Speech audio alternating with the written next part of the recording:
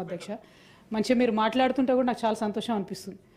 ఆనాడు తెలంగాణ రాష్ట్రం ఏర్పడ్డ తర్వాత చిన్న జిల్లాలు చేసుకొని జిల్లాలో అత్యంత పేదరికంలో ఉన్న వాళ్ళందరినీ కూడా బాగు చేసుకోవాలనే సదుద్దేశంతో చిన్న జిల్లాలు చేసుకున్నాం అధ్యక్ష. తర్వాత న్యాచురల్లీ అక్కడ రావాల్సిన ఉద్యోగులు ఎస్టాబ్లిష్మెంట్ దీని అంతటి మీద కూడా గవర్నమెంట్ ఎక్సైజ్ చేసి ఆనాడు 317 జీవో తెచ్చుకున్నప్పుడు అడ్డగోలు విమర్శలు ఆనాడు చేసినటువంటి వాళ్ళంతా ఇవాళ అధికారంలో ఉన్నారు అధ్యక్ష, ఇంక్లూడింగ్ ప్రొఫెసర్ కోదండరామ్ సార్. ఇప్పుడే మాట్లాడుతూ నాకు ఎంత సంతోషమైందంటే నిజానికి 317 జీవో చాలా తక్కువ స్థాయిలో ఎఫెక్ట్ చేసింది, 2-3 జిల్లాల్లోనే ఎఫెక్ట్ అయిందని అన్నారు. కానీ ఆనాడేమో అట్లా మాట్లాడలేదు, యావత్ తెలంగాణలో ప్రతి ఒక్కరు బాధపడుతున్నారు అన్నట్టు మాట్లాడారు.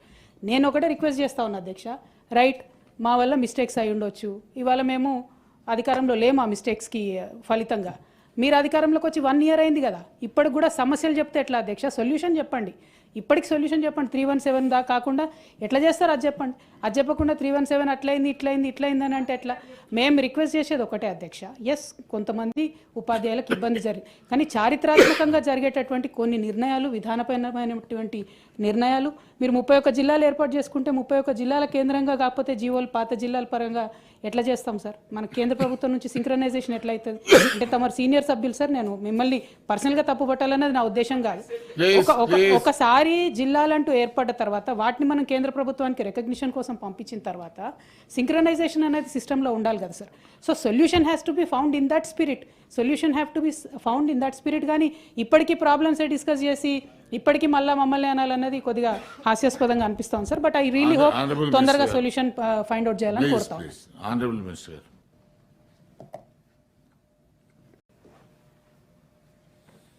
ధన్యవాదాలు అధ్యక్ష.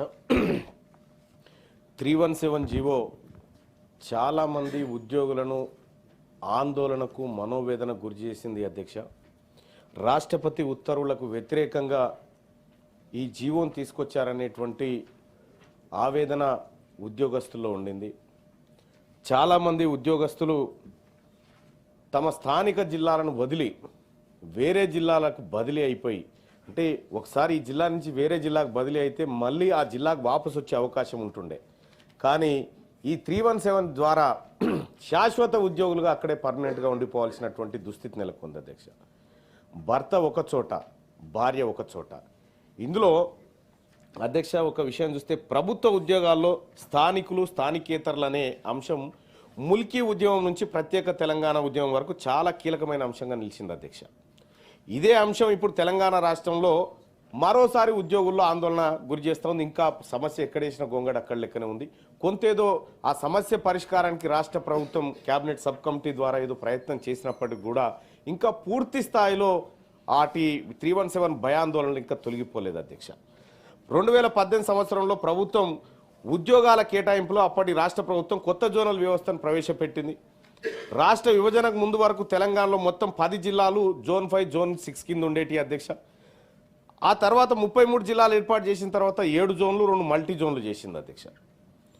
ఈ పునర్వ్యవస్థీకరించిన తర్వాత కొత్త జోన్ల వ్యవస్థ అమల్లోకి రావడంతో కొత్త జిల్లాలకు, కొత్త జోన్లకు, మల్టీ జోన్లకు ఉద్యోగాలను సర్దుబాటు చేసుకోవడానికి 317 జీవో తీసుకొస్తే అది ఉద్యోగులకు ఆప్షన్ కూడా ఇచ్చారు అధ్యక్ష. ఇచ్చిన తర్వాత ఇక అసలు సమస్యలు స్టార్ట్ అయినాయి అధ్యక్ష. డిమాండ్ ఉన్న ప్రాంతంలో ఖాళీలు నిండిపోయినాయి. సీనియారిటీ తక్కువగా ఉన్న వాళ్ళకు మాత్రం ఆ ప్రాంతంలో అవకాశం దొరకకుండా పోయింది అధ్యక్ష. వాళ్ళ స్థానికంగా సొంత జిల్లా అయినప్పటికీ కూడా వాళ్ళకు ఆ పోస్టింగ్ లభించలేదు అధ్యక్ష. ఇక ఇదిగాక నీటిపారుదల శాఖ అధ్యక్ష, ఆ ఉద్యోగులకు ఆ శాఖ పునర్వ్యవస్థీకరణ జరిగిందని కనీసం ఉద్యోగుల దగ్గర ఆప్షన్ కూడా లేదు అధ్యక్ష. నీటిపారుదల శాఖకు సంబంధించినటువంటి అంశం. ఇక ఉద్యోగులను స్థానికత కూడా చూడకుండా వాళ్ళని ఇతర జిల్లాల్లో కేటాయించారు, కానీ స్థానికత ఆధారంగా జరగలేదు. కేవలం ఉమ్మడి జిల్లా సీనియారిటీ ఆధారంగా ఉద్యోగుల సర్దుబాటు చేశారు అధ్యక్ష. అది ఎట్లా పడితే అట్లా చేసుకుంటూ పోయారు అధ్యక్ష. గతంలో మరి ఆ ప్రభుత్వానికి ఎవరు సూచన చేసిరో, ఎవరు ఏం చెప్పిరో కానీ 317 ఒక తెలంగాణ ఉద్యమాన్ని తలపించే విధంగా ఉద్యోగుల్లో తయారైపోయింది అధ్యక్ష. ఇప్పటికి కూడా ఆ పరిస్థితులు ఉన్నాయి. దీనివల్ల ఈ నీటిపారుదల శాఖలో జూనియర్లు అందరూ స్థానికేతర జిల్లాలకు బదిలీ అయిపోయినారు అధ్యక్ష. ఇది కాకుండా మహబూబాబాద్ జిల్లాలో పనిచేస్తున్న ఒక టీచర్ వాళ్ళ భర్త వికారాబాద్ జిల్లాలో పనిచేస్తున్నారు అధ్యక్ష. ఆ టీచరు స్పౌస్ కేటగిరీలో ట్రాన్స్ఫర్కి పెట్టుకుంటే డైరెక్టర్ ఆఫ్ స్కూల్ ఎడ్యుకేషన్ అధికారులు అంతర్జిల్లా ఉపాధ్యాయులు మీకు 317 జీవో వర్తించదని చెప్పి భార్య అక్కడే, భర్త ఇక్కడే అధ్యక్ష. ఇదొకటి. ఉమ్మడి జిల్లాకు ప్రామాణికంగా కాకుండా ఉద్యోగి పనిచేస్తూ వేతనం తీసుకుంటున్న స్థానాన్ని పరిగణలోకి తీసుకొని స్పౌస్ కేటగిరీ బదిలీకి అవకాశం ఇవ్వాలని చెప్పి తమరి ద్వారా ప్రభుత్వాన్ని రిక్వెస్ట్ చేస్తా ఉన్నాం అధ్యక్ష. ఇక అలాగే కరీంనగర్ జిల్లా తిమ్మాపూర్ మండలంలో భార్యాభర్తలు ఇద్దరు ఒకే మండలంలో పనిచేస్తుండే అధ్యక్ష. 317 జీవో కారణంగా భార్య ఆ జిల్లాలో జూనియర్ కాబట్టి రాజన్న సిరిసిల్లాకు పోయింది, భర్త సీనియర్ కాబట్టి కరీంనగర్ జిల్లాలో ఉండు. ఇక మనమడు వచ్చేసి ఈడ వేములవాడ కాడ ఉన్నటువంటి పరిస్థితి. అంటే భార్యాభర్తలని ఇట్లా కుటుంబాలను కూడా అనేక రకాలైనటువంటి ఇబ్బందులకు గురి చేసింది అధ్యక్ష 317 జీవో. అచ్చంపేట నుంచి ఆదిలాబాద్కు, ఒకరు ఆదిలాబాద్ నుంచి ఈ వనపర్తి జిల్లాకు ట్రాన్స్ఫర్ అయ్యారు అధ్యక్ష. ఈ రకంగా ఈ ఉద్యోగుల బదిలీ వ్యవస్థ ఏదైతే ఉందో 317 ద్వారా అది సరైన విధానంలో జరగలేదు.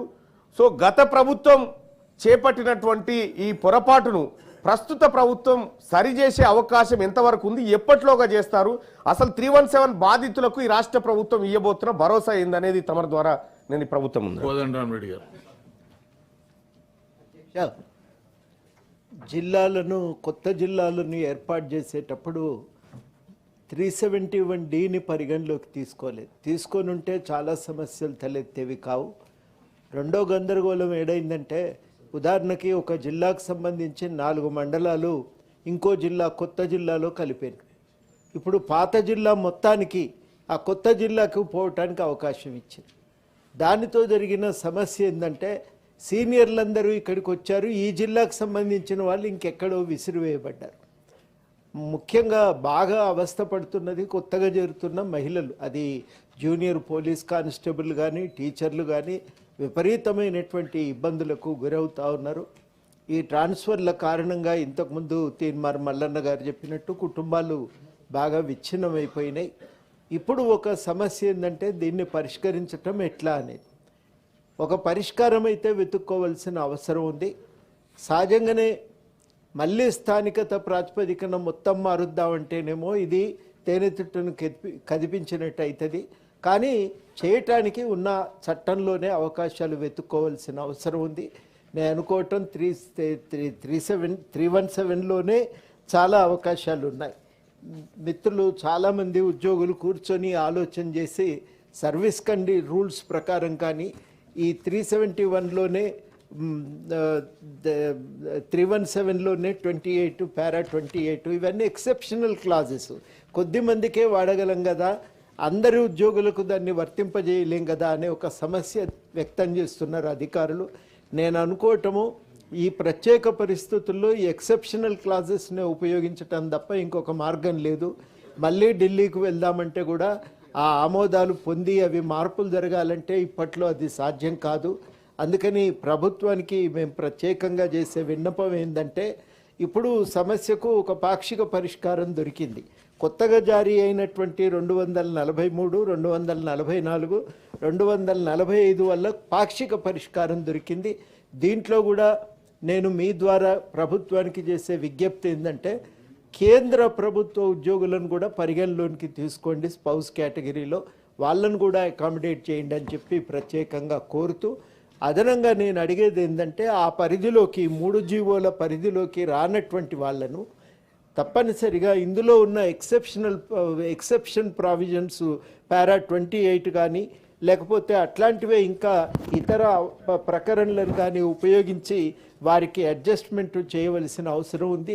ఒక 2-3 జిల్లాల్లోనే సమస్యలు వస్తాయి అధ్యక్ష, మిగతా జిల్లాల్లో పెద్దగా సమస్యలు రావు. కాబట్టి వాళ్లకు అవకాశం ఇవ్వండి. ఈ ప్రత్యేకమైన మన ఎక్సెప్షన్స్ కోసం ఇచ్చినటువంటి ప్రకరణనే ఇప్పుడు వాడటం తప్ప ఇంకొక మార్గం లేదు. ఆ పద్ధతిని మరి ఉపయోగించి వీరికి న్యాయం చేయాలని చాలా ఆవేదనకు గురవుతున్నారు. ఒక ఆశ ఉన్నది ప్రభుత్వం మీద న్యాయం చేస్తారని. కాబట్టి ఆ న్యాయం కోసం ఎదురు చూస్తున్న టీచర్లకు మీ ద్వారా మేము వాళ్ళ తరఫున విజ్ఞప్తి చేస్తున్నాం, వారికి వెంటనే న్యాయం చేయాలి. అధ్యక్ష ధన్యవాదాలు. స్పీచ్ వద్దు, only supplementary. Yes sir, 1.5 minute. 1.5 minute time ఉండదు దానికి. ప్రశ్న చెప్పు నువ్వు. అధ్యక్ష, ఈ 317 జీవో ద్వారా ఇబ్బంది పడ్డ ఉద్యోగ ఉపాధ్యాయుల కుటుంబాల విషయం సభలో ఉన్న మనందరికీ తెలుసు. దానికి పరిష్కార దిశగా ఈ ప్రభుత్వం మంత్రులతోటి కమిటీని వేసింది. అందులో ఇద్దరు మంత్రులు పెద్దలు ఇక్కడ ఉన్నారు. చాలా సంతోషం. ఎందుకంటే 243, 244, 245 జియో ప్రకారంగా వారికి అవకాశం కల్పించాలి. కానీ నాకున్న సమాచారం ఏంటంటే మేడ్చల్, హైదరాబాద్, రంగారెడ్డి, సంగారెడ్డి జిల్లాలు మినహా మిగతా జిల్లాలకు అవకాశం ఉన్నట్టుగా నాకు సమాచారం ఉన్నది. మా మంత్రి గౌరవనీయులు పెద్దలు మా దామోదరం ఇక్కడనే ఉన్నాడు. సంగారెడ్డి జిల్లాలో నారాయణఖేడ్ ప్రాంతం ఉన్నది, జోగిపేట ప్రాంతం ఉన్నదాన్ని కూడా గుర్తుంచుకోవాలి.